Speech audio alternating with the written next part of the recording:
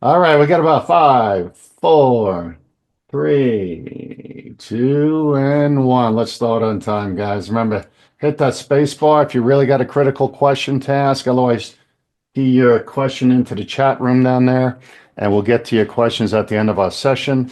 A lot of good stuff for you today. And we got some pizzazz. You know, JC put his creativity into our new PowerPoint platform, so dressed it up a little bit. We'll have some fun. So here we go, guys. If you're new to us, never been here before, it's JC, John Clark, and I'm John Bacher, JB, FFL Consultants. We're here anytime for you.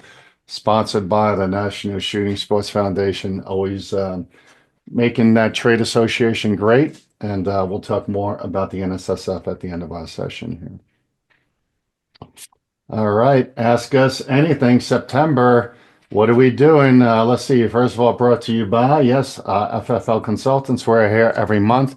Make sure you sign on, stay registered, and get our emails. So let's just say we said hello to everyone. Still got people joining in here, but Jeremy, Joe, Juan. All right. Well, we're just going to keep going. JC, what do we got going today? We've got all kinds of things. So today's Ask Us Anything. We've got some update. We've got a lot of updates for you. We're going to cover some of the ATF stats we got in August. We got something all new for you. Hopefully, and we'll solicit your feedback. But we got something fun for you today. Of course, we always bring you the compliance corner, and that's where all the news that's fit to print is talked about. And then we have an update from JB, talk about all the things that JP's been working on. We've got that beloved true or false you guys like so much. And then last of all, we got Ask Us Anything Rapid Fire, where you guys ask us all your questions. Make sure you get those questions in early, get them into that chat, and we'll get to those questions at the end of today's session. First and foremost, today's Ask Us Anything, or September's Ask Us Anything, is brought to you by FastBound. FastBound is one of our partners in the industry. We love their product, and I know a lot of you answered in the chat that you're using them. That's great. FastBound really keeps you out of trouble. So with that, I'm going to turn it over to Jameson Collins with FastBound so he can educate you a little bit on their product. Jameson, you might have to unmute. Let's see. Yep. Can you guys hear me now? There you Yeah. go. All Well, right. thank you very much brother. for the introduction. Yeah. So I appreciate you guys let me jump on and introduce everyone else to FastBound. If you're a FastBound client, thank you very much. We appreciate you guys trusting us to help you stay compliant. So Jameson, let's get into what is FastBound for those who don't know, and how does it compare out there with other software platforms for FFLs? So FastBound is an electronic acquisition disposition compliance software. So we're going to help keep your bound book straight, clean, easy to organize, easy to go through, and make sure that you're compliant. It's a lot simpler, scanning barcodes and keying things in than they are handwriting it in a paper bound book. And that's kind of where we start. We've been doing this since 2010, making it easier for dealers to stay compliant. And then we have the electronic 4473 tied to the bound book to ensure that your acquisitions and your dispositions are always tied together. Yeah, so the cool thing about you guys is it's fully integrated, right? Your inventory and then your 4473 process. Yep, it's all tied together. Once you acquire a firearm you log it in. You can start a 4473. The buyers can start it from their cell phone. You can use an iPad, Chromebook, pretty much any device out there that has access to the internet. The buyers can fill the 4473 out. We're going to make sure they fill it out correctly. We're going to call out common mistakes like putting today's date as your birthday, putting that you live in USA as a county, forgetting to answer a question, things like that. We're going to make sure we stop that error before the buyer even signs off and submits it. Yeah, I think one of the nicest things, Jameson, that I always kind of like to see is the fact that a customer can actually fill out their 4473 right on their phone. So they can pull it open right on their phone and complete the 4473, their section of it, and then turn it right back over to the FFL. And you can have as many devices going as once. So, I mean, if you're getting busy, you got a big sale, Black Friday coming up, you're going to have a bunch of people in the store. You can have as many QR codes and 4473s going as you guys can handle. Nice. Yeah. And what are the differences between you and the other guys? is it says in here, no extra fees or charges, right? Whether you have one terminal or three terminals or so as far as hardware and application goes, how does that work? So we don't charge for users or 4473s. I mean, it's, you can have as many users as you want. We don't charge for that. Every time we roll out new features or upgrades, that's all part of the service. So it doesn't matter if you're just the small guy on a 100 items a year plan or you're doing, 20,000 guns, you're getting the same tools and same features. As far as equipment, we try to make everything so you can use it on a PC, a Mac, an iPad, a Galaxy tablet. You can even pull it up on your phone if you need to access your records. Yeah, nothing proprietary other than the software, am I right? Yep. Cool. Well, here's the best slide I think you got. Explain this one to us. Real quick, I want to go back to the 4473. We have a Nix browser extension, and we cover California, Colorado, Florida, New Hampshire, New York, Pennsylvania, Tennessee, Utah, and Washington. So we take the information from the 4473 and we help streamline that process so you can basically paste it into those background sites and then pull that information back into FastBound. So we're going to streamline that process. You're not having to sit there and type it in. Nice, nice. All right. All right, let's get to that pricing page here. So, yeah, looks pretty affordable. Explain this one. Yep. So our plans start at $9 a month. That's 100 acquisitions a year. So it's a rolling calendar year. So if you acquire 10 guns today, those 10 guns will count against your plan from 1 year from today. The more firearms you acquire, you just got to increase your plan. We're not going to automatically bump it up. So if hit that 500 items per year, it's just going to let you know just to upgrade to the next plan. From 500 you go up to 1,000. It's only a $10 difference per month. Nice. So again, all dependent on your acquisitions, not how Yeah. many transfers, not how many registers, et cetera, right? Yep. Yeah. It's all based off acquisitions. Cool, cool, cool. So how do folks get started? Yeah, it's super easy. You just go to fastbound.com, put in your email, create a user, and then create an account. You can use it as a test account. I'm a big fan. We give you 2 weeks free to get in there and try. If you need more time, just jump on there. We've got chat. That's one of the things that really makes us stand out is our support. I think it's like a 2-minute response time. Hey guys, I need more time, or I have questions and I need help. We're gonna be able to help guide you through getting onboarded. If you need, more time, we do a weekly webinar where we can get on there and help you either take things from your paper bound book, put them on a spreadsheet, or copy and paste from another system. All of that's included. And if you really need help, just let us know and we'll jump on a one-on-one call and make sure you're comfortable with setting up your account and know how to use everything. That way, when the first customer comes in, you're not stuck trying to figure out how to navigate through using a new system. And if you're thinking about migrating over to FastBound, just so everybody's aware, we actually do offer a service. If you don't know how to finagle with Excel and all that kind of stuff, we do have a service offering to basically get your current book, convert it over into the FastBound template so you can upload it. And it's a very affordable service for you guys. So it really all just depends on how much stuff you got. So. Yeah. Yeah, and saving all that time and effort and errors and risk. I mean, the cost is super. I mean, you guys have been around since 2010. Lastly, Jameson, you guys integrate, don't you? Who do you integrate with? And what if somebody's just using QuickBooks today? And our view is if you got any questions, just type them for Jameson, type them right there now into the chat room. If you got a question about FastBound or what you're using, because I don't know if Jameson is going to be on at the end. So let's take a couple questions right now while we're getting that answer from On the you. integration, we're integrated to a ton of different solutions from point of sales to e-com. So that way we can streamline the process. At FastBound, we just focus on compliance. So all we're doing is building out tools to make it ensure that you're compliant and that you have tools to make it easier to get your customers in and out. But we've integrated with a ton of different point of sales from Celeron, Trident, Tritech. There's a few other ones out there, e-commerce sites, Gearfire, Ammo Ready, Make Ready Arms. So if you're interested in that, when you go to fastbound.com, just on the top right, click on partners, and we've got a whole list there. Cool. So I know you deal with everyone, but I think you're great for that home-based user, startup, new guy, gun show, using QuickBooks, right? Perfect fit. Yeah, we're a good fit for everyone. We've got a ton of guys on that $9 plan, and we've got some of the industry largest distributors and manufacturers. So we built it so it works for anyone. So we got a Right. question here for you, Jameson. I used a couple other services before coming to FastBound. Is there any way I can import the other electronic books into FastBound? Is it not a lot? Maybe 100 total.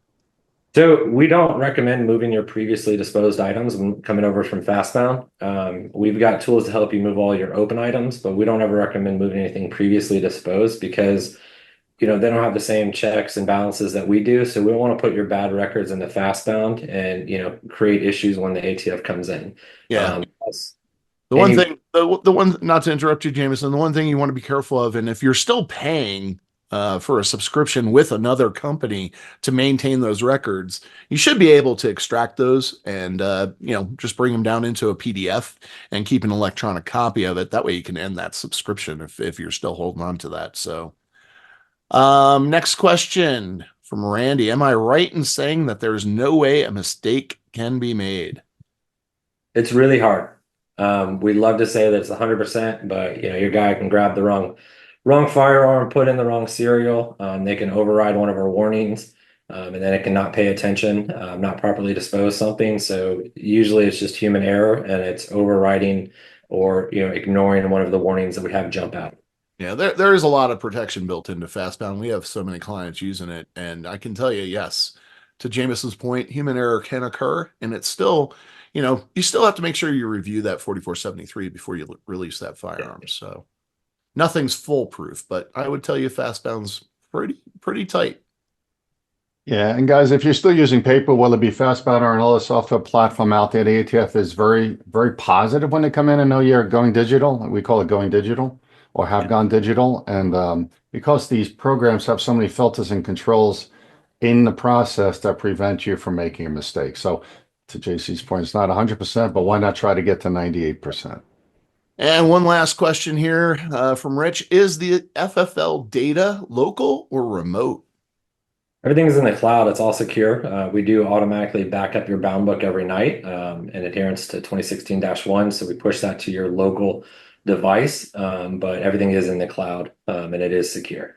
There you go. And remember, as part of that ruling, you do have to keep local backups. So, and it's good to keep local backups because you never know when your internet's going to go down or something else. So, all right. We'll get to some of these other questions that are popping in now at the end of today's session. So let's try that one more from Randy. All right. I mean, let's say something was overlooked in reviewing the 4473 and submitted. It cannot be corrected, right? Well, you can still correct the 4473. With FastBound, you print the 4473, so you're going to have a physical copy. You can just actually read it compared to going through and trying to decipher someone's handwriting. So you can make a correction to that paper as long as you follow the procedures for making a correction. Or if you're doing digital, you can correct that 4473 there. Yeah, there you go. All right. All right. All right, guys, you can always contact Jameson right there. There's his information, or give us a call and we'll get your question answered or get you connected. So, Jameson, thanks a lot for joining us today, and we'll see you on the road. All right, I'll stick around until the end, and if there's any other questions, just go to fastbound.com, and I'm more than happy to answer them for you. All right, great. We'll catch you in about 40 minutes. All right. ATF stats, JC. All right, some big numbers out there. Look, the bottom line is this is one of the things that we were paying attention to because we didn't get data until very late, and we continue to monitor statistics from previous years just because there are updates being made all the time. But I want to talk about resolved as discontinued or your FFLs surrendered. If you hear those words at the end of an ATF inspection, you should surrender your FFL. You need to take a pause and, give us a call. I don't care if you're a client of ours or not, just give us a call. That first call is always free. And let us talk through what's going on that's causing the IOI to recommend you surrender. So the numbers are big. I mean, it was almost 26% increase in surrenders this last year. So just if you hear the words, pick up the phone and call us before you make a decision. We don't like surrenders. No, we don't like surrenders unless, there has to be some extenuating circumstances for me to say, yes, go ahead and surrender your license. It's a good idea. So to date, this is where we stand. Fiscal 2024 is almost at an end. We got September closing out here in a week, so we expect these numbers to be big again this month. The biggest thing you can see, we went from 865 in July to 1,022 in August. They're out there, they're inspecting. We've got one more week to go. I anticipate that October and November of next year might slow down just a little bit just because of budgets and all that. So we'll see what happens. But these numbers, they're coming in big, and we do expect to see some increases. So yeah. I mean, you look at the numbers and overall percent. You say, well, 2.14% year to date, but if you're at 2 out of 100, it's not good for you. So yeah, keep everything inspection. Yeah, the revocation numbers are sure to increase. We're anticipating 17%, somewhere in the neighborhood of 208 based on our calculations. It takes 2 to 4 months for a revocation process after the hearing to close out and for the DIO to make that decision. So we anticipate numbers changing slightly. So we're going to keep an eye on that for you and let you know what we find out. Yeah, it's funny. We were tracking this all year long, and we were saying 6 months ago we were hoping not to hit 200, but I think we're gonna hit that number. Yep. All right. We got something all for you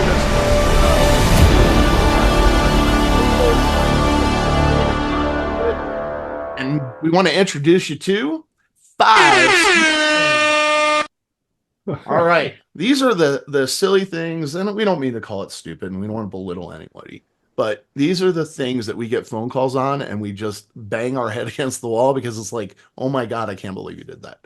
So number 1, misreading that NICS status and releasing the firearm on a denial. That's your employee, or you go in and you inadvertently click on the wrong background check. Make sure you're checking that 4473 against the information in that NICS print detail to make sure everything matches up and the right person's being selected when you're releasing a firearm.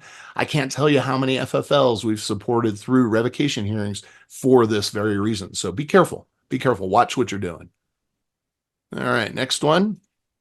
Transferred the wrong serial number. In the last 2 weeks, I would tell you, I've probably gotten at least a dozen phone calls of, hey, I inadvertently, it was the right make, model, all that, but wrong serial number, and I had to correct it. So look, when you're transferring firearm, that's your last time. That's your last opportunity to check that firearm against your A&D record. So you want to be looking at that firearm and comparing everything, making sure everything matches up. It's a real pain in the butt to have to fix things after the fact. Out-of-state CCWs, license to carry, whatever your state calls them, out-of-state concealed carry permits do not qualify for NICS exemptions, okay? LEOSA cards do not qualify for NICS exemptions. That's your law enforcement safety act card that they have to renew annually for law enforcement employees. So make sure you're not accepting any of that stuff. It gives them permission to carry a firearm. If they have reciprocity in your state, fine, but it does not qualify for that NICS exemption. Yeah, and this section, we're calling it 5 stupid things, but it should say 5 stupid things we've seen or heard about in the last 30 days. So these, I know we've talked over and over and over about these things, but even doing so, and still happening. Still happens. Still happens, Yeah. So that's why we call them stupid things, right? Yeah. All right, accepting the CCW after the NICS is initiated. If the customer wasn't smart enough to give you their CCW right up front, then guess what? You initiate a background check, you have to wait for that background check to complete. Don't accept that CCW after the NICS has been initiated, or point of contact state. If you're like a Utah or Colorado or any of the other states, California, don't accept that CCW after you've initiated that NICS check. Yeah. While we're talking about this one, no out-of-state CCWs either, right? Right, no out-of-state. Yep. Right. Transfers after the expired NICS. Make sure you're paying attention. We had NICS put the expiration date right on that NICS print detail. Make sure that you're watching for that 30-day mark. You want to be really careful and not release that firearm 31 or more days later. We have had so many FFLs go through the revocation process because of this very thing. So make sure you're paying attention to those dates. Put the expiration date right in 32. So that way you know not to transfer the firearm beyond its expiration date. That's how simple it is.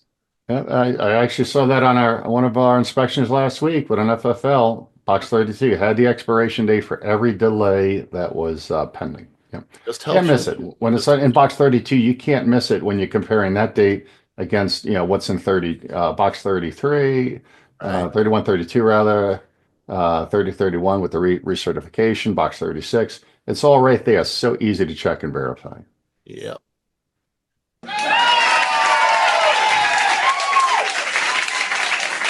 All right. JC's our famous compliance corner. Here we go. Brought to you by FFL Consultants. So much. There is so much going on right now with ATF. So all of you 7 and 8s are out there. Heads up that 3310.12, the multiple sale of or other disposition of certain rifles, you all will be required as of October 1st, which is in about a week, to start submitting those 3310.12s. This only applies to those southern border states. You all know who you are. Basically, they're just going to, require 7s and 8s also participate in the program. So be aware of that. Remember, October 1st, any multiple sales, it has to be in by the close of the business day on the same day the multi-sale occurs. And this is specific to the multiple sale of certain rifles, okay? And it's only border states. I can't emphasize that enough. Only border states, southern border states, all right? Yeah. And JC, the violation will be the same as not sending in a handgun multiple, right? Exactly. Yep. Violation would be the same. And this is one that you could get revoked for. So be careful.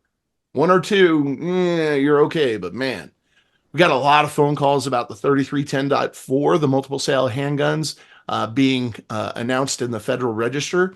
It was also, I think, in the ATF newsletter that came out. It's an extension of a previously approved collection. There's nothing changes. This is all part of the Paperwork Reduction Act, which they created more paperwork for. I don't understand the thought process there. All ATF documents, all federal government documents, forms, etc., have to go through the process every 3 years. It's a requirement. There is a comment period for this extension. You certainly have until October 18th to put in your comments. Yeah, so thank you all of you who called or emailed last week asking if this is changing. It's not. Just put out there for revision, for comments and possible revisions, which we don't expect any. Yep. Cool. All right. Demand 2 program. Those of you that are on Demand 2, you know who you are. This isn't a voluntary program. This isn't a you all have to do it. It's only if you've been notified that you're required to participate. Has to do with FFLs that have had 25 or more traces with a time to crime of 3 years or less in a calendar year. So this is all your used guns. So if you're dealing a lot of used guns, this expansion or extension of the program is now going to incorporate Type 7 and Type 8 FFLs as well. Again, you will be notified if you're required to participate. If you haven't been notified, you don't have to worry about it, okay? The reason why ATF is expanding the program is real simple. FFL 7s that meet the criteria to be involved in the program, many showing little to no manufacturing activity. So you have a Type 7, but you're more of a dealer than a manufacturer. So yeah, so you've been exempt from this in the past, but I'm not even sure how many are on this, JC. Several thousand, I know, right? Oh yeah. And just to answer, I know there's probably a burning question out there. Number 1, yes, you will be notified to participate. And yes, you can come off of the Demand 2 program. So don't be surprised if you stop selling an enormous amount of used firearms or stop dealing in used firearms. Don't be surprised if they tell you, hey, you no longer have to send this stuff in. But if you've been notified, you need to participate. And you need to make sure you're getting this information in on time. It's a quarterly reporting requirement. And just so you know, I believe FastBound, and Jameson can answer this question, I believe FastBound actually does this electronically for you, or actually has a mechanism in FastBound to help you if you've been required to report that information. So He might be muted. he is. We'll get to it later. Yep. Sorry about that. Yes, Yep. we can help generate that report. Just ask the support team, and they'll get it back to you in just a few seconds. There you go. Cool.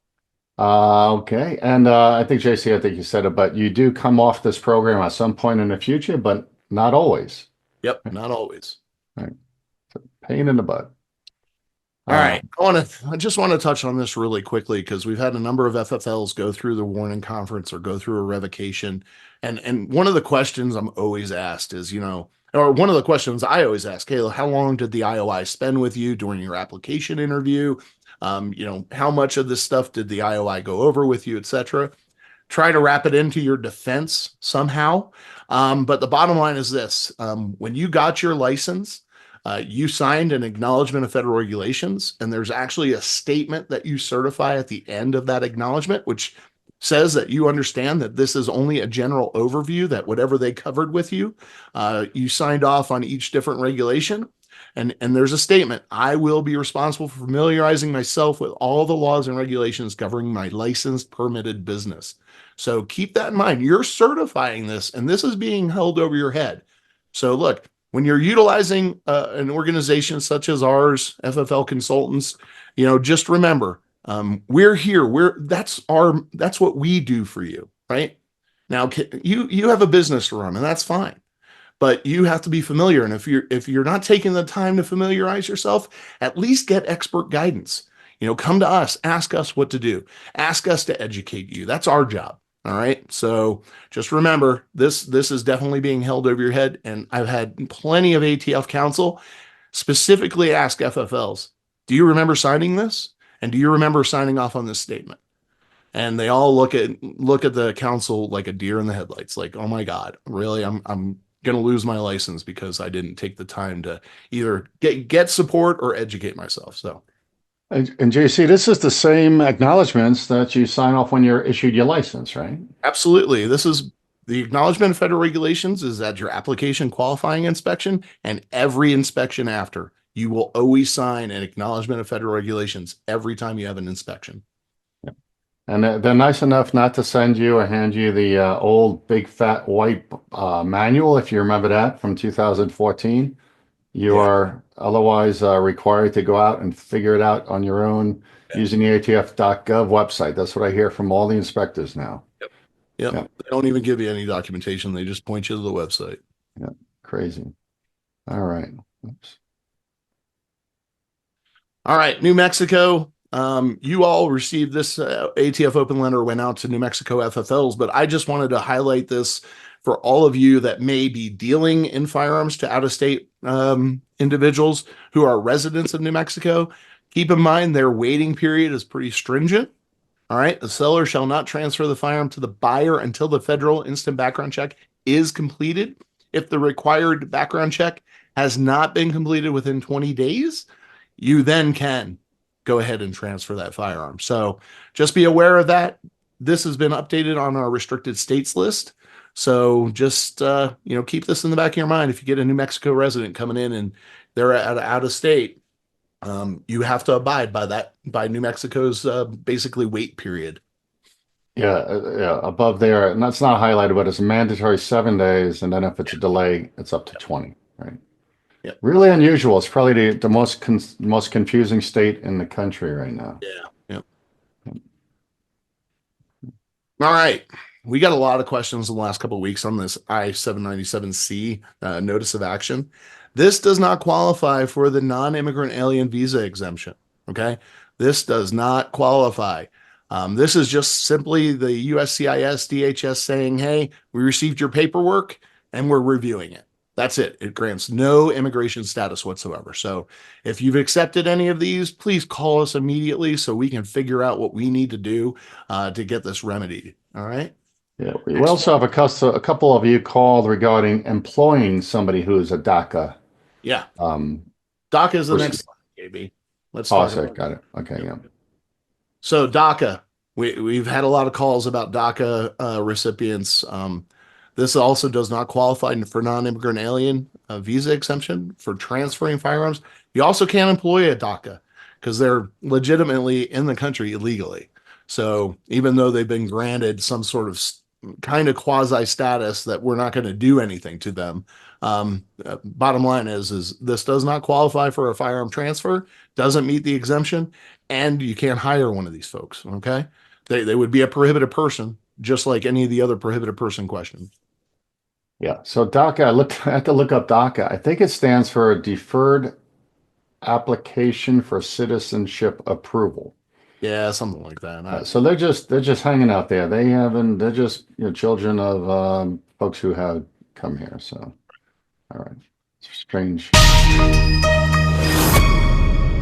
Some breaking news for you guys this month. So the ATF had a meeting here recently with all the SACs from the field, and I guess some, let's just say, some things were said that basically they needed some sort of kind of levity as far as all these revocations were concerned. ATF Order 5370.1F is that enhanced regulatory enforcement policy. There's been several of them. There's been a D and E, now an F. It's going to be superseded by G, and it's basically fair and consistent guidelines, right? This is giving the directors in the field office or field divisions the latitude to basically have an off ramp for the revocations. Now, what does that mean to you? So if you're up for revocation and the DIO takes a look at the overall circumstances and wants to make a determination as to whether or not should this FFL really go through a revocation, they may be reaching out to the FFL directly prior to the hearing and saying, hey, look, your license being considered for revocation, can you give me some background and some insight into why these things happened or why this thing happened so I can make a decision on whether or not you need to go to revocation or maybe just a warning conference is necessary. So, I want to instill this in you. And this is directly from folks that we work with at ATF headquarters. If you receive this letter, make sure you open it, make sure you read it, and make sure you respond to it. The other piece, make sure your response is thoughtful and thorough. So that's what we're here for. We do this every day. So if you receive one of these letters, and we don't know what they're going to be called yet because we put a FOIA request in with a bunch of our practice partners as well as the National Shooting Sports Foundation to actually see what this new order states so we can figure out the process that we need to look at and put together for you all. But just know it's coming out. So it's already in place. Like I said, we put in a FOIA, so hopefully we'll get it back in a week or two. So we can actually know what's going on, but it's going to give that off ramp. That's what we know right now. So there's no guarantee that this will get, so a lot of people are going to ask, does this mean revocations aren't going to go away? No. It just puts a little speed bump in there, right? Exactly. It just gives a little bit more latitude to the director to make a decision and take the necessary steps. So yeah. Okay. All right, guess what time it is? It is time for true or false. All right.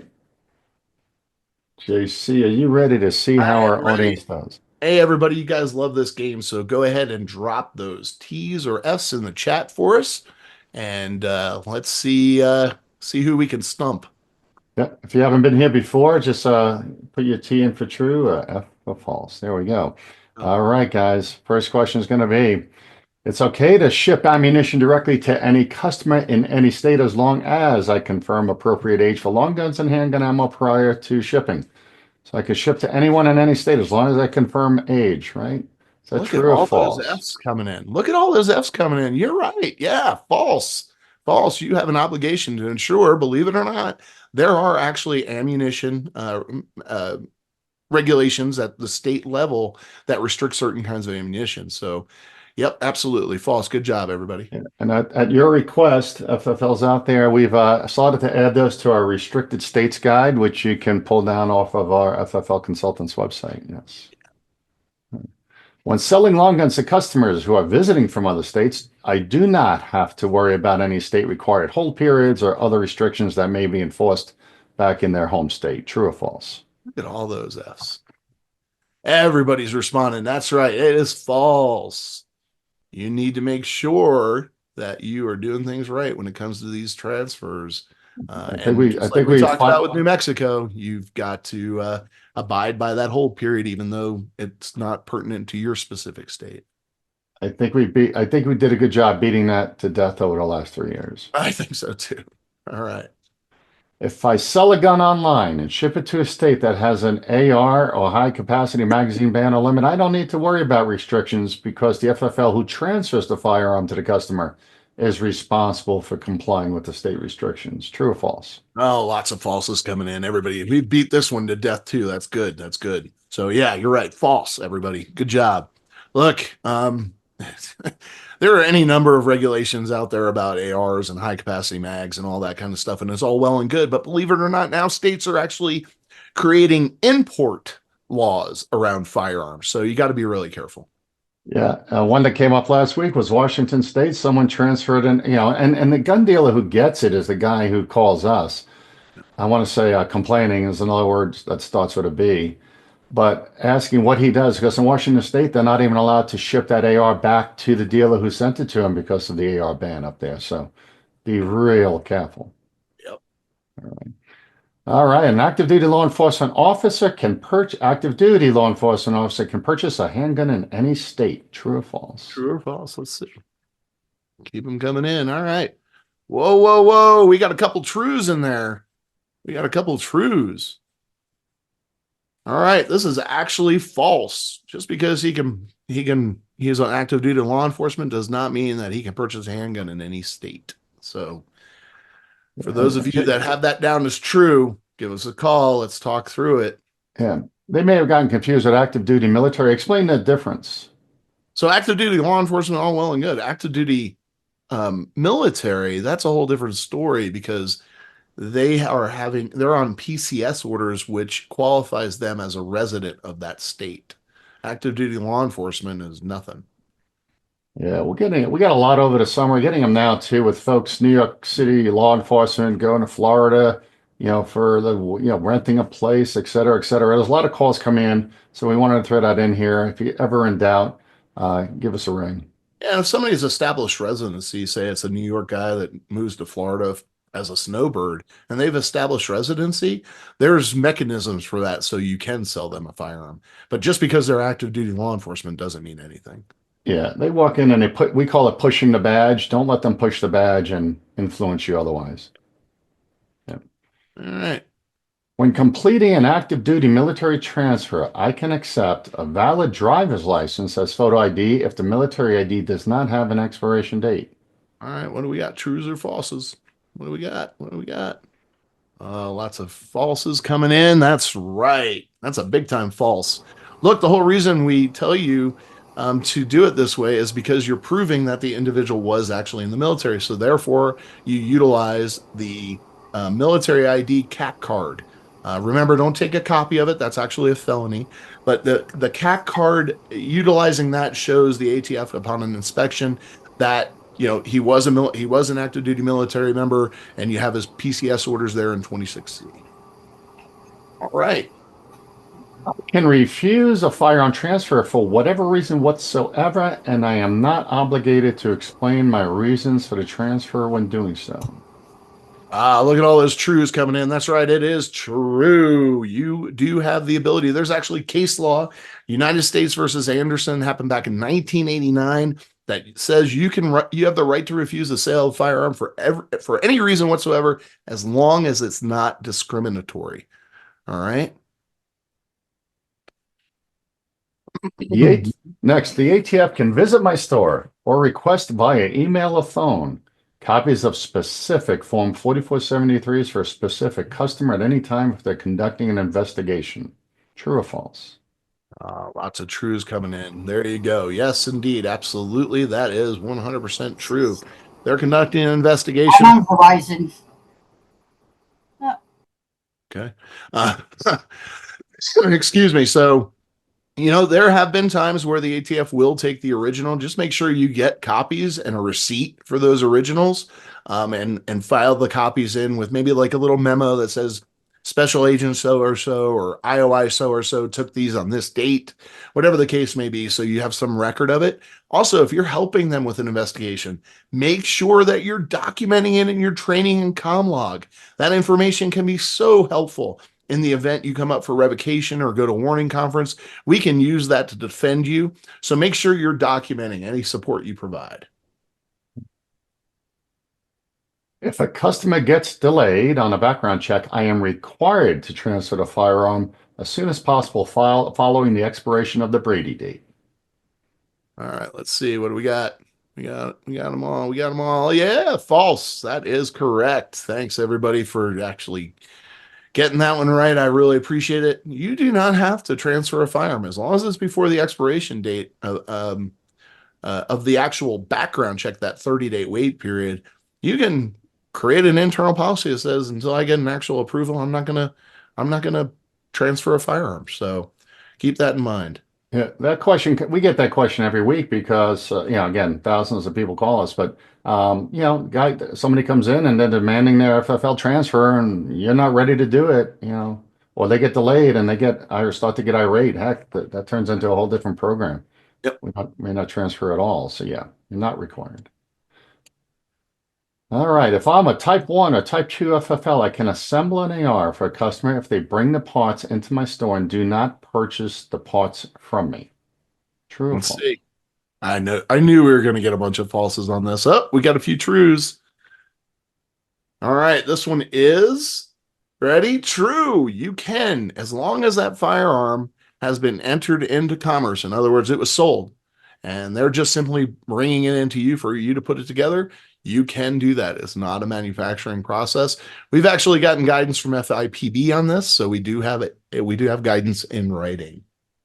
And the reason you bring it up, there's been a lot of confusing since last year with the new marking ruling that went out, Yep. with reconfiguring and type 1 versus type 7, etc. Mm-hmm. But as long as you don't sell the pieces, you can do the assembly, right? And do it through your gunsmith book, JC? Yes, do it through your gunsmith book. I can only purchase used firearms from customers who reside in the state where I am licensed. True or false? What do we got here? Got a bunch of falses. That's right, everybody. That is false. You, as an FFL, can purchase firearms from anywhere, anyone, anytime. Just make sure you get them in your bound book within 24 hours, unless you have documentation that meets the exception. But we don't like dealing in the exception because, God forbid, those firearms get stolen and you don't have the right information available to you. It could create a headache for you. Yep. Same day, next day is always the best policy. Yep, same day, next day. No later than. Next, I can purchase used handguns from anyone as long as they are 18 years of age or older. Handguns from anyone as long as they're 18 or older. True or false? Oh, we got a mixed bag. We got trues and falses. Look at that. Well, for all of you false folks, yep, you are allowed to have stricter. You can purchase used handguns from anyone as long as they are 18 years of age or older. You're good to go. And that they're the legal possessor of that firearm. Yeah, obviously, and we do provide you with the affidavit and all that. That basically, you just a document you can have them sign to say that they're the owner of that firearm and they're selling it to you. Yeah, and most of you are already doing it, but get a copy of their driver's license for anyone selling you again. Keep that in your buddy file. During an ATF inspection, I am not allowed to intervene or involve myself in the inspection process unless requested to do so by the lead investigator. True or false? Oh, some F's and T's coming in. Question mark. Yeah, a few F's and T's. So during an ATF inspection, you are allowed to intervene and involve yourself. You should. We recommend it. Ask questions. Take the opportunity to learn. Take the opportunity to actually see what they're finding, see what they're looking for.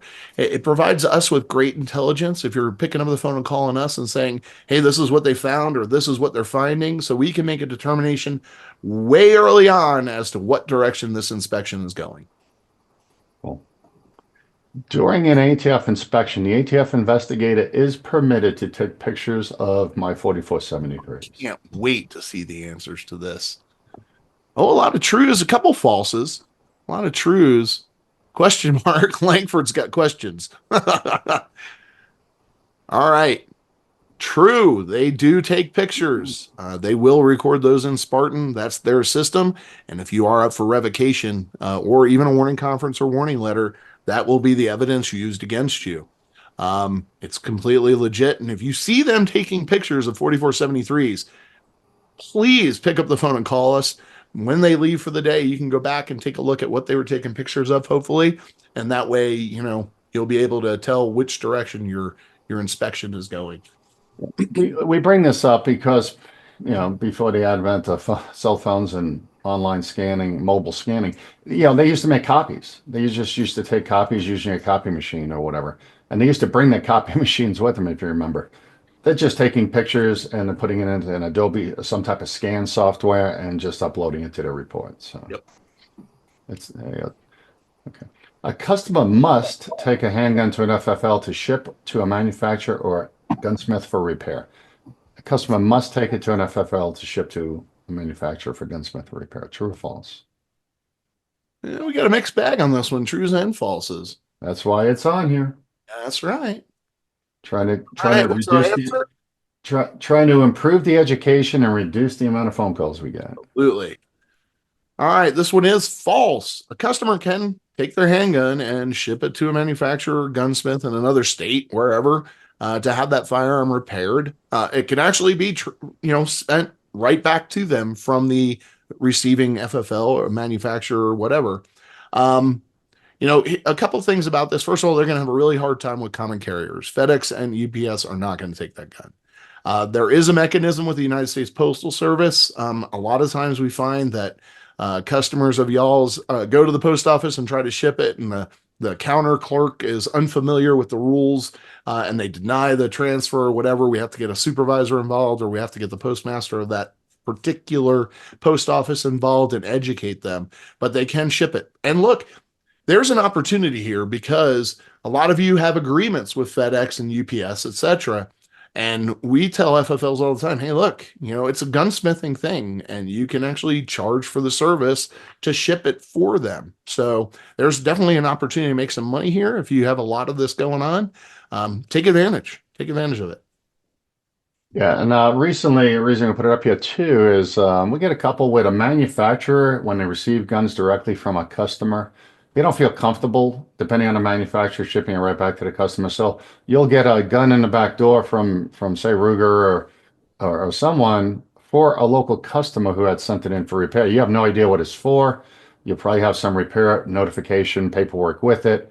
We've been getting those calls, and the gun dealers themselves, the manufacturers may be erring on the side of perfection versus because they get inspected as well. So yeah, again, and that may or may not be an FFL transfer depending on what happens. But we had one manufacturer even provided an invoice and said, charge us for the transfer fee. So there's all types of crazy things going, but that can happen. So don't be surprised. Yeah, any paperwork, make sure you keep that on file, keep it documented, etc. So. As an FFL, I am allowed to have stricter rules in place for transfers in my store versus what the state or ATF requires. For example, no transfers to anyone under 21. Lots of T's coming out. Very good. True. It is true. You can implement stricter guidelines. You can say, I don't release a firearm until I get an approval. You can, don't transfer guns to anybody under 21. You can totally do that. You have the right to refuse a sale for any reason. All right. And the last question, ATF requires an all-gun inventory at least once a year.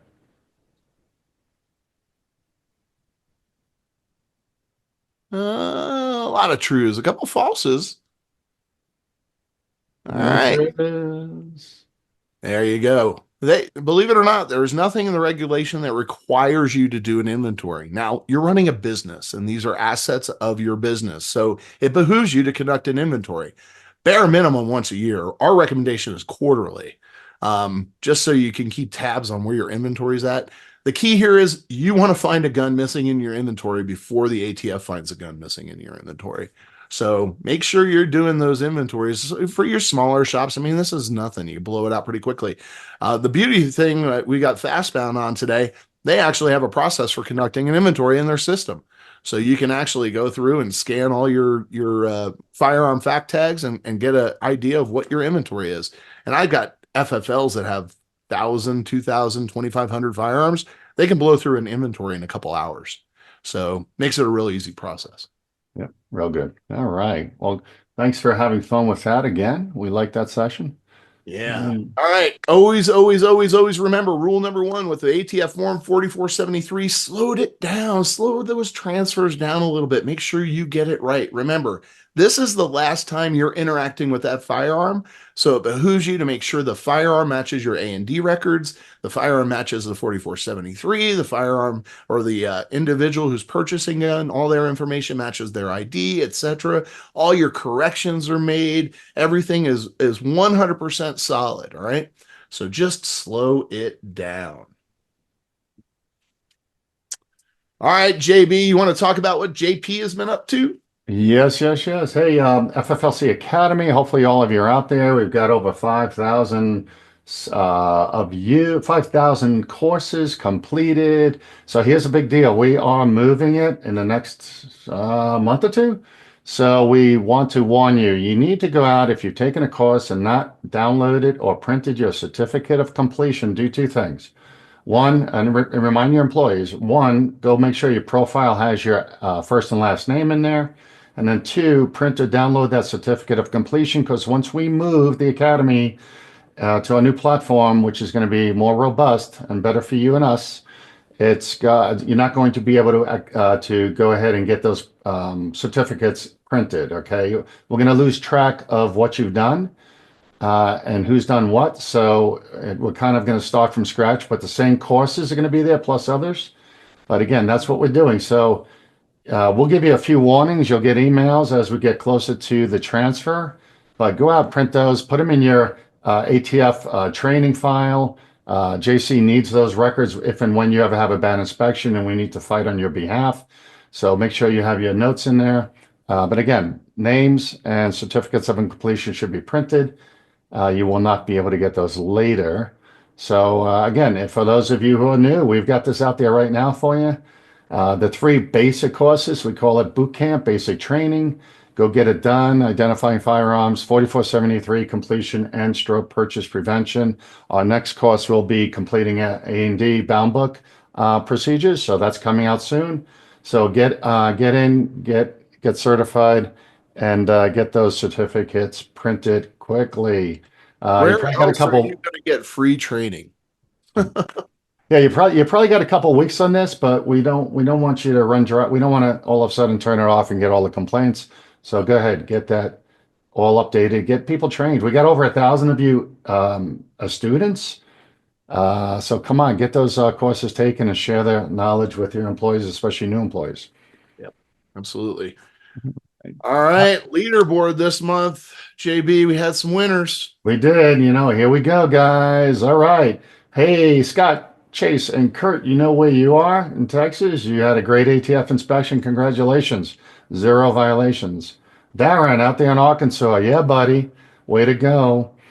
Cindy and Kevin over in Mississippi. Way to go. You guys, with the amount of guns you guys got, that was outstanding performance.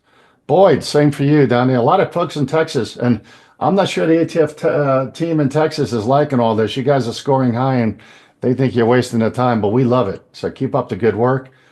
RC up in Michigan, great seeing you. You had an FFL, one of our audits, was up there a couple weeks ago. Fabulous, 0 issues. And boy, you had a lot of guns sold. That was great performance. Love what you're doing. Keep up the good work. And Brooke and Travis out there in Nebraska, great job as well. I actually had both of you guys in the same week. It was great to walk away without having big reports to put in my computer and action plans to write. So you guys, great job. Thanks for all the work and focus you have. And I know you're viewing this video live today. So let me go back here though. Wait a minute, guys. That's not a whole lot.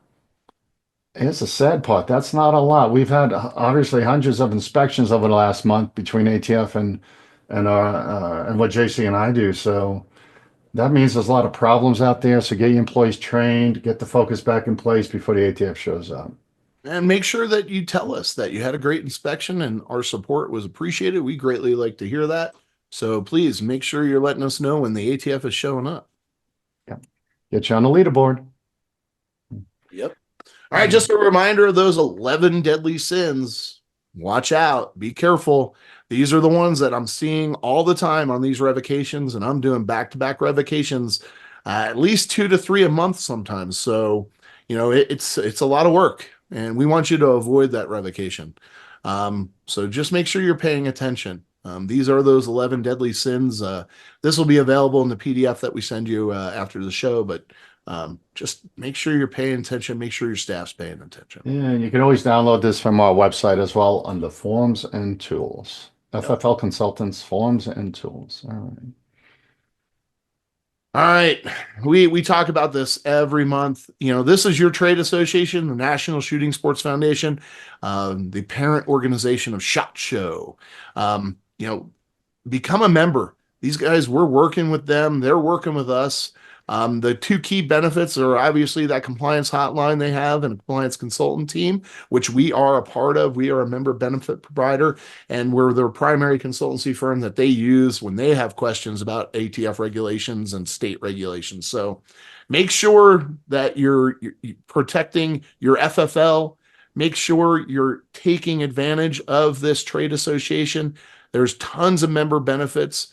There's newsletters. The two we always highlight are bullet points and the legislative updates. You can sign up for those. You don't even have to be a member.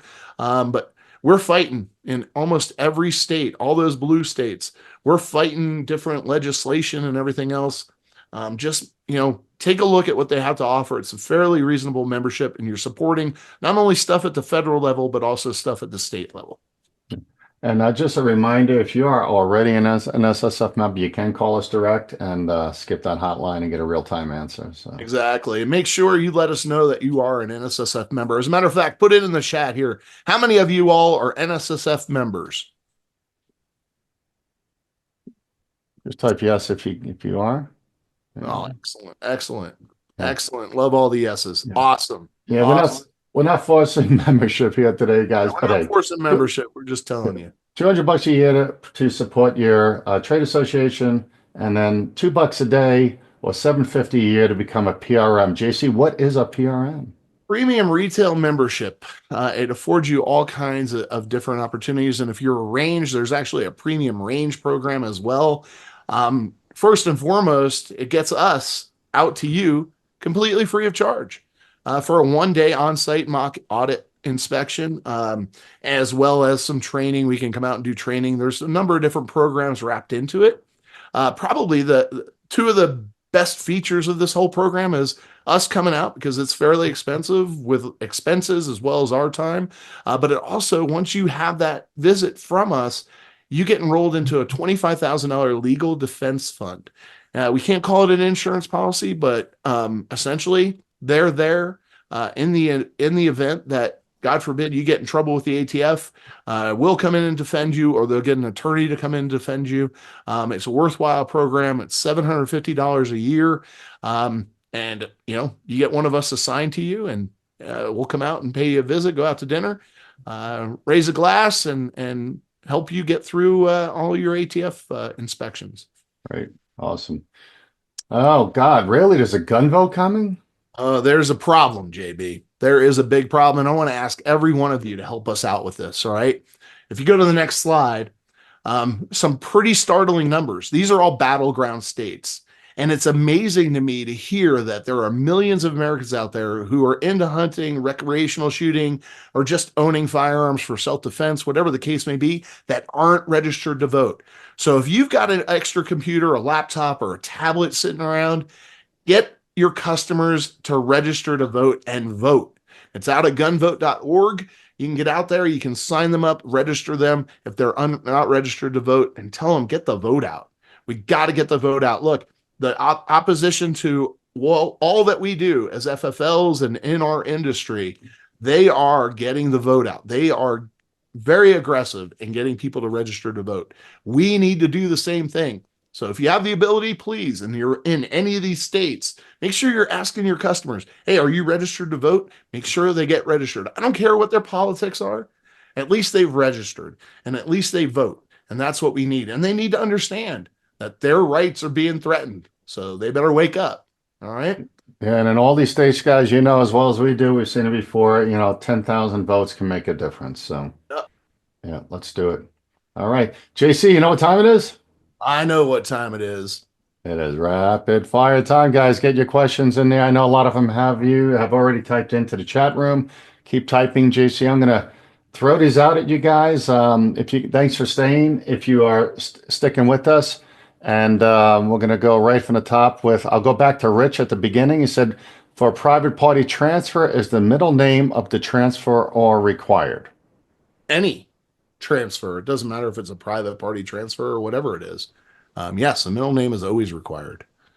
And if Yeah. it's just a middle initial, obviously initial only, just like it says in the instructions. If they have no middle name, then it's NMN for no middle name. All right. For the 3310.12 long gun reporting program, will there be a demand letter also? Yes, you will be notified in writing that you are required to participate in this program. So keep that in mind. You will be notified, and keep in mind you have a specific period of time that you have to turn those in on a quarterly basis. So Oh, you want to make sure that happens. yeah, no, I'm sorry, JC. It's two questions in one. Oh, For the ATF 3310.12 requirement, will there be a demand letter? So he's mixing. no. There won't. That is a demand program, but no, there's not going to be any notification. The notification's already been made through the Federal Register. So October 1st, right? That is correct. One more Yep. week. So yeah, This is southern border states. Yep. So every gun dealer basically in the southern border states is 3310.12 required. Yep, absolutely. Manufacturer California. and otherwise. Arizona, New Mexico, and Texas. Yep. That's And sevens California. eights. Yep, California. Yep. And that's 7s and 8s. Yep. All right. When will we have access to check serial numbers for stolen guns? If we knew the answer to that question, let me tell you, Nix is ready to go. They're waiting on the ATF. So, we're in the same boat as you all. We have constant conversation with FBI Nix about it. And they say, we're ready. So they're just waiting on ATF. But wait a minute, JC, that was a Biden promise. What does that mean? Well, you know what? That and a quarter will get you a whole lot. Okay.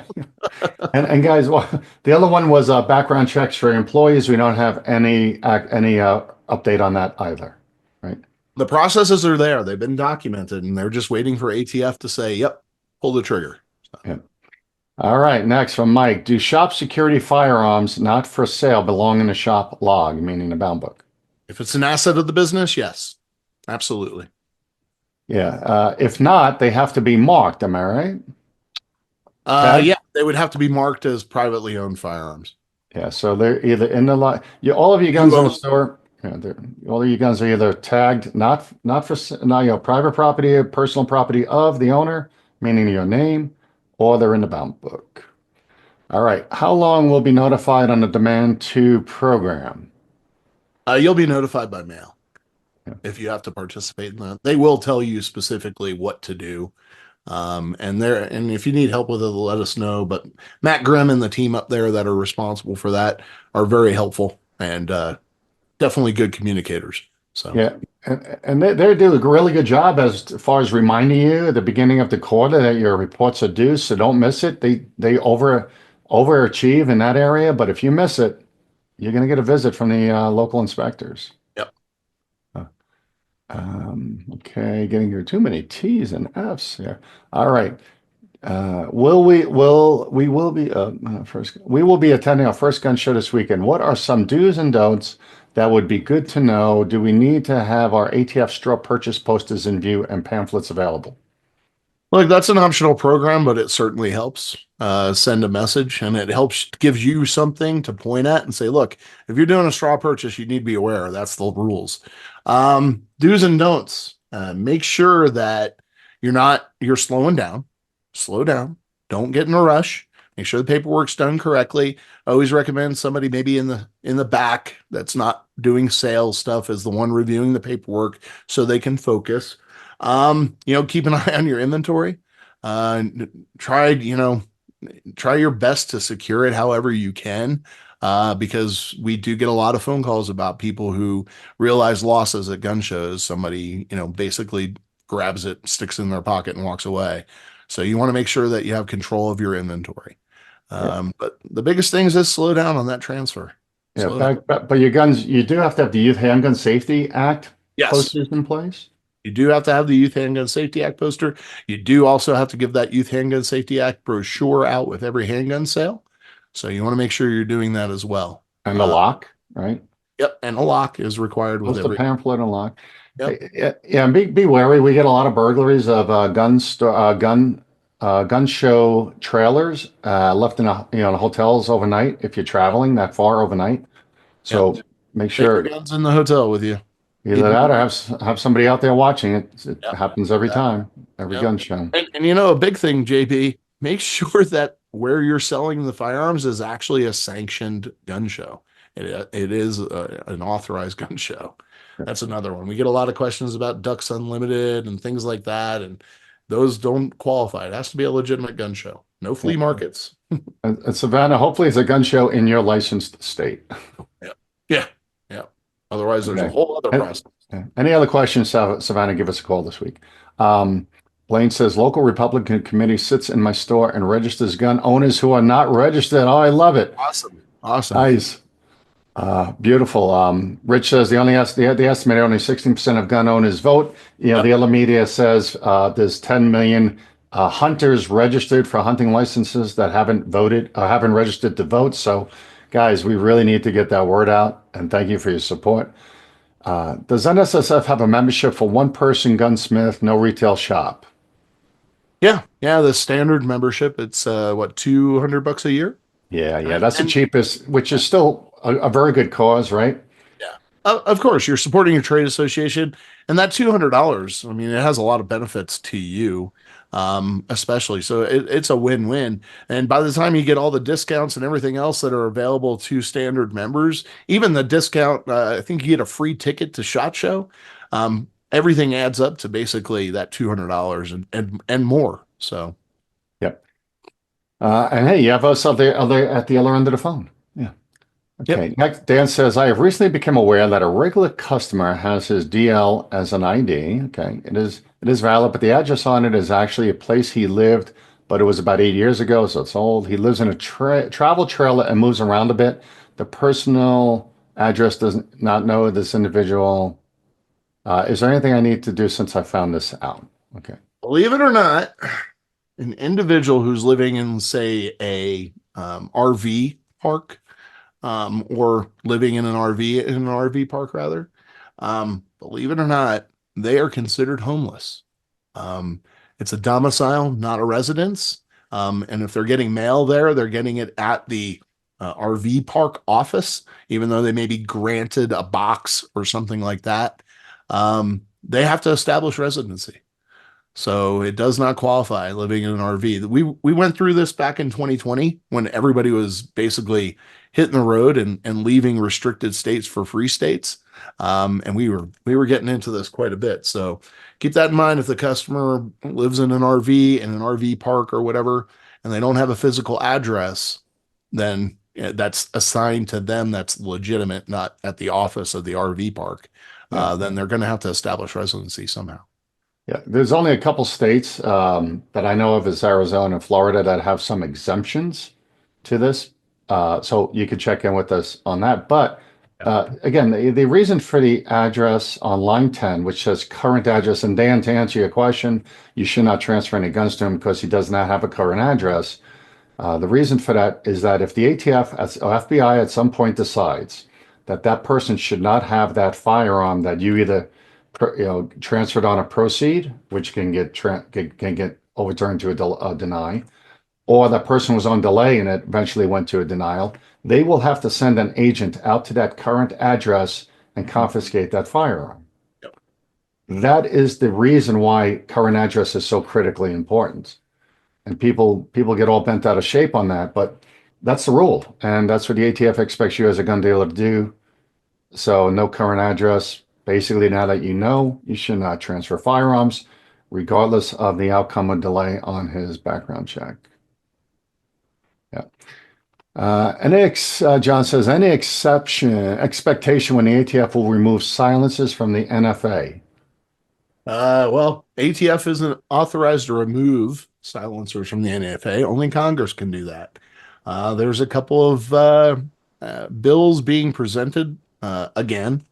Unfortunately, the state of affairs as far as the administration. So I don't see it happening anytime soon unless we get the House, the Senate, and the presidency. So, Yeah.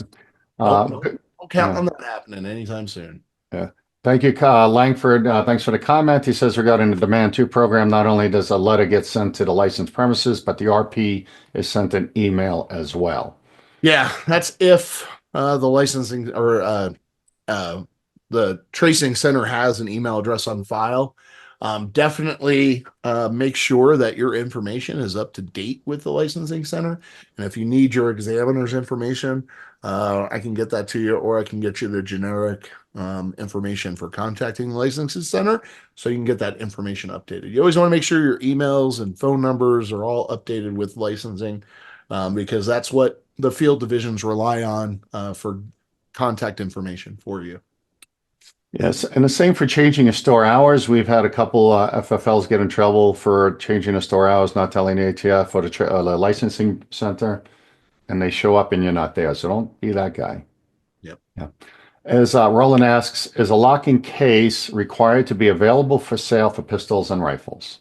Yes. The Bipartisan Safer Communities Act came down with the requirement that you must provide for sale. You don't have to provide it for free. Provide for sale some sort of locking mechanism for firearms. We have FFLs that basically just buy a cable lock and put it up on the wall and put a big dollar amount on it so that it never gets purchased. As long as you're offering it for sale, you should be fine. Yeah, the question was, is a locking case required? So the answer would be Yes, a locking no. case, a safe, it has to be available for sale. No, no, John, a locking case. No, but you don't need a gun safe.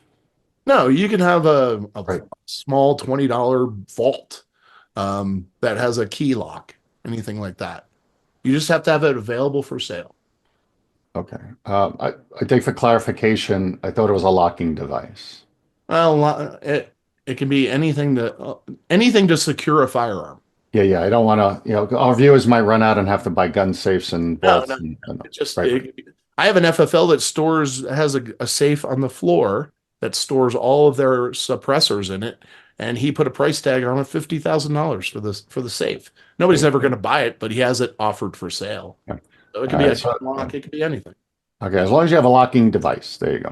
Okay. There. If a multi-handgun sale is submitted after the 24-hour requirement times, is it still considered a violation? Yes, it Yes. is. One or two here or there, not a big deal, but just remember, if you're up for inspection, ATF's going to walk in with a list of all your multiple sales, and they're going to know when did the multiple sale occur and when did you submit the multiple sale report. So they could be walking in with violations before they even get there. Yeah. We always say late is better than never, but give us a call when that happens and we'll help you with that process. Yeah. Hi there. Yes, RC today is being recorded and we'll push it out to you guys hopefully by the weekend and put it on our Facebook, YouTube channel rather. All right. Kuar, I think that's how you say your name, Kuar.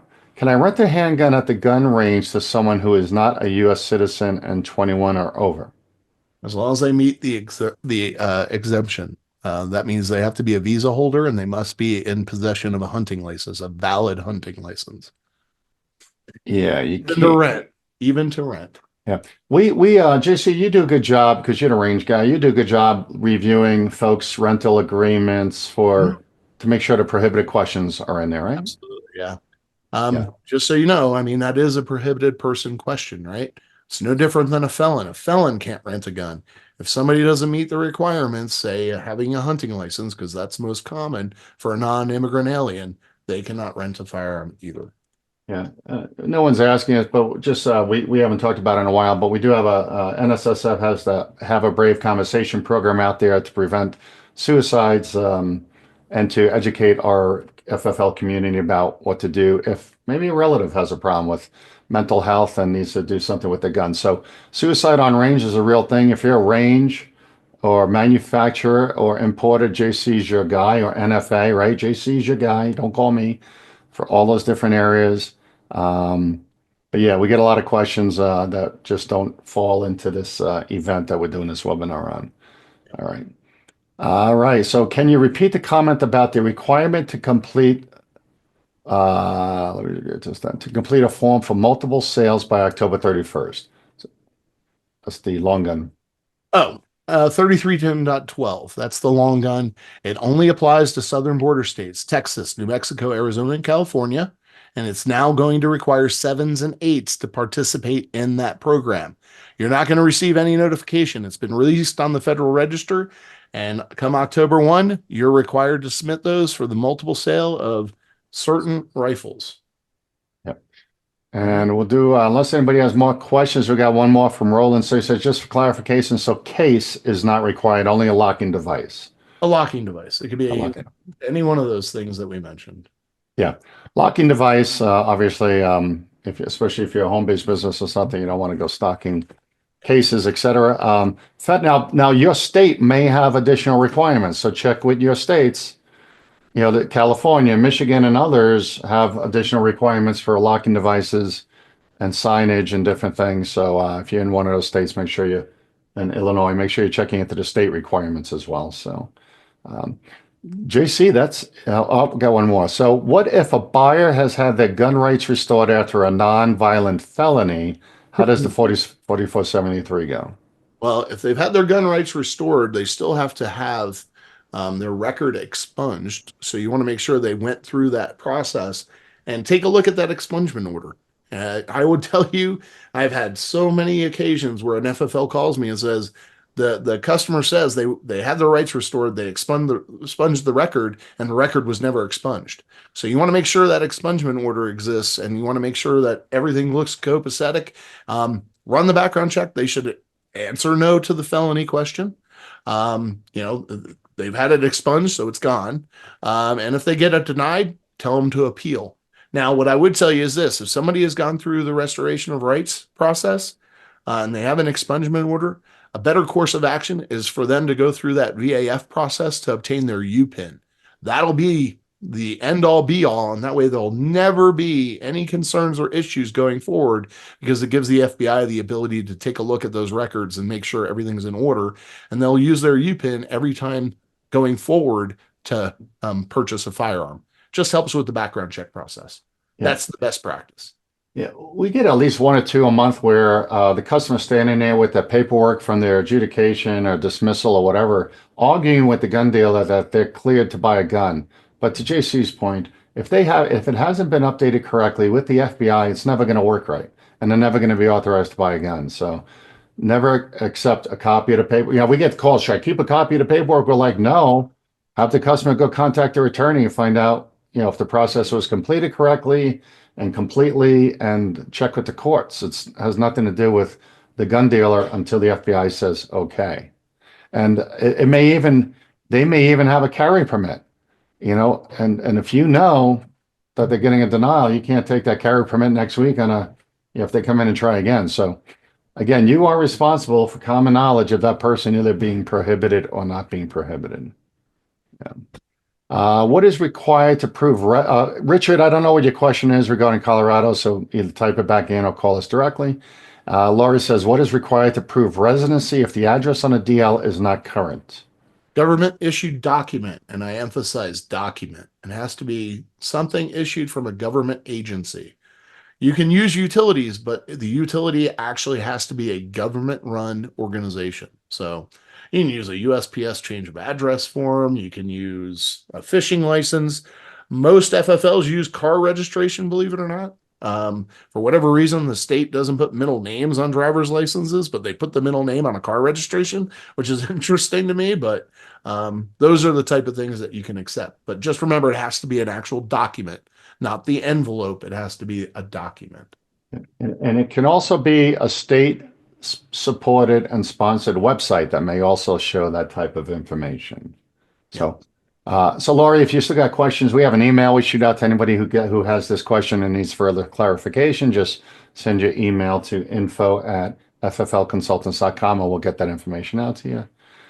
Langford, good point again. Langford, you should sit here with us and do this presentation. Expunged is not the same as sealed when it comes to one of those prohibiting questions, right, JC? That is correct. So be careful of that. Be careful. They should answer no. Okay. Jimmy, I'm not sure what your question is, but you can expand on that? Rico, hey Rico, haven't seen you in a while. I was up there last week actually.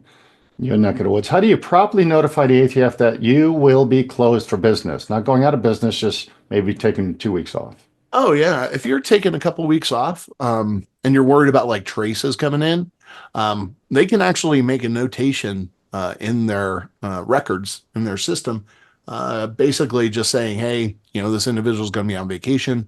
They don't have a point of contact that we can, reach out to.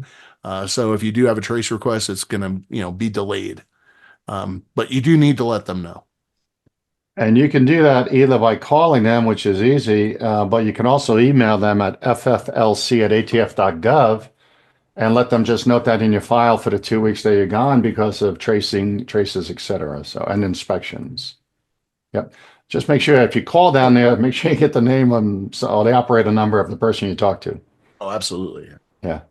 And by the way, send it in writing. They're going to have to send it in writing. FFLC@atf.gov. There you go, especially around the holidays or summer vacation. All right, JC, I think that's all we got for today. Well, that is a beautiful thing. I hope everybody enjoyed today's presentation. Give us if you enjoyed today, give us a Y or a 1 in there, and we'll make sure. How many of you really, really like the 5 stupid things? Put a 5 in there if you like the 5. If you like it. Yeah, and we could bring those 5 every month based on what our observations and inspections yield. Yep. Like that? Okay, cool. All right, you guys are great. We love you. Keep it safe, protect your FFL, protect your future. And our next date, we'll send you an update, but it's October. We got this plotted out for you, October 21st. We'll see you guys on October 21st. Mark your calendars. Send us your questions in the meantime or anything else you want us to go over. You can always send us emails throughout the month at info@fflconsultants.com. We'll make sure we include your specific information and request in our next presentation. Thanks, everybody, and enjoy the rest of September. And remember, gun vote, get that gun vote in place. We need your help. Have a great month.